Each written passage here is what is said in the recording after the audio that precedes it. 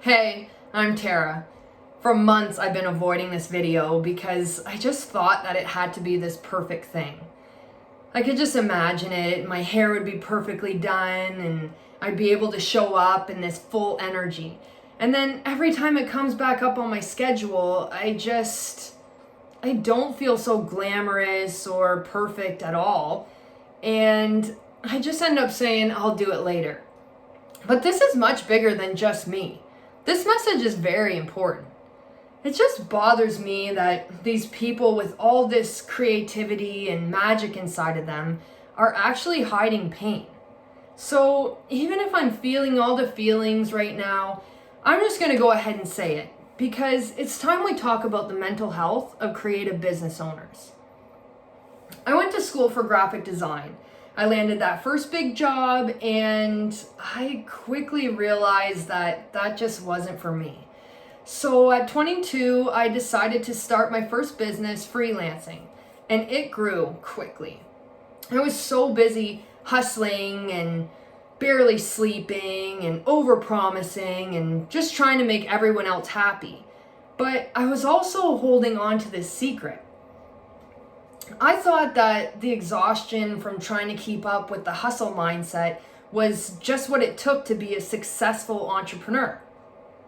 But as my business grew quickly, my mental health was declining just as fast. I kept forcing positivity at the problem and ignoring the sinking feeling that was growing in me. Honestly, I thought there was something wrong with me. It looked like everyone else had it all together and it was easy and natural for them. But then there's me. My emotions are swinging. I'm in the same clothes that I was days ago. I'm hungry. My wrist is on fire and I have somehow developed an eye twitch.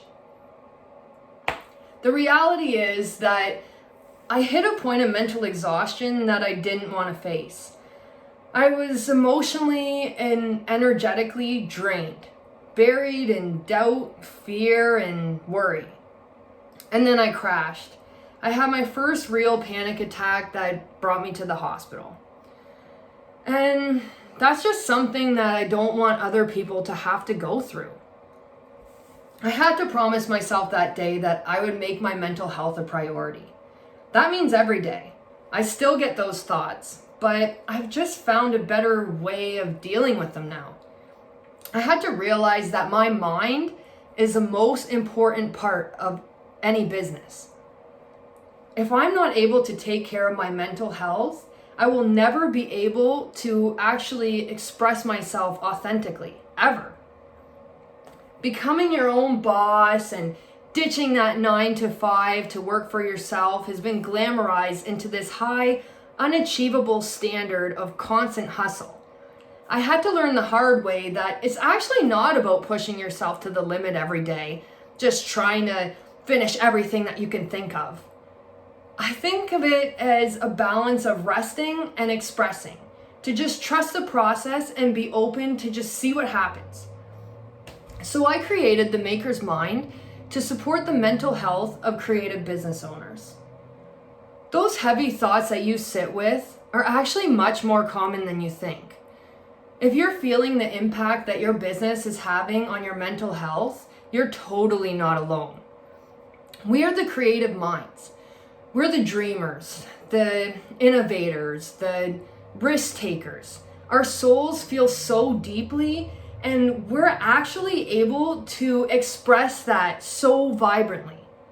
And for some reason, we let these limitations in our minds hold us back from seeing our real value.